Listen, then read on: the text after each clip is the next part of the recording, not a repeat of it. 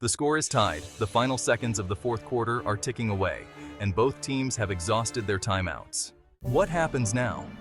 Aside from getting to watch some free football, victory is still in the cards for both teams. However, the rules for this extra play differ slightly depending on whether the game occurs during the 18-week regular season or in the postseason. What are OT rules during the regular season? If a regular season game reaches the end of regulation with a knotted score, the captains for both teams and a referee will conduct a coin toss.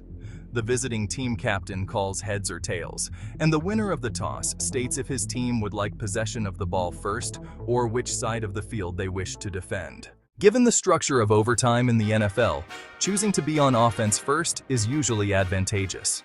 An intermission of no more than 3 minutes follows, and then a 10-minute period begins in which each team must have the opportunity to play offense. The one exception to this arises when the first team to get the ball scores a touchdown on its opening overtime possession. In that case, the game ends immediately, and the other team doesn't get a chance to play offense. If the first team to play offense doesn't score a touchdown, instead kicks a field goal, punts, or turns the ball over, the opposing team would have a chance to possess the ball. If the score remains tied after each team has possessed the ball, overtime continues in sudden death play until one team scores by any method, touchdown, field goal, or safety, and the game ends. There is one other instance in which the game ends on the first possession and no touchdown is scored. If the team kicking off to start the overtime period scores a safety on the receiving team's initial possession, the team that kicked off is the winner. Each team gets 2 timeouts during this period of extra play. If a team ends regulation with unused timeouts, those are scrapped once the fourth quarter ends. Coaches do not have instant replay challenges during OT. All reviews are initiated by the replay official. If the score is still equal at the end of the 10-minute overtime period, the game will be recorded as a tie in each team's records. The 2023 season was the first since 2017 with no tied games. What are OT rules during the postseason? Postseason overtime rules are not identical to the regular season rules because games at this stage of the season cannot end in a tie.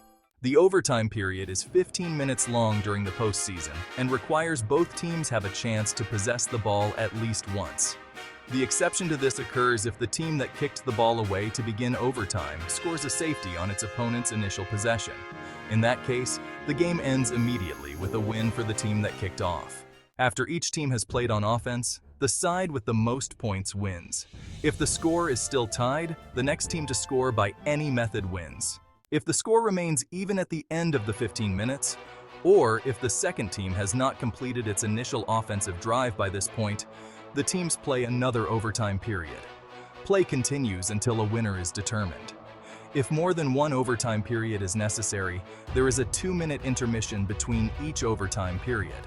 At the beginning of the third overtime period, the captain who lost the initial overtime coin toss gets to choose to play offense or pick which end zone his team will defend, unless the team that won the coin toss deferred that choice.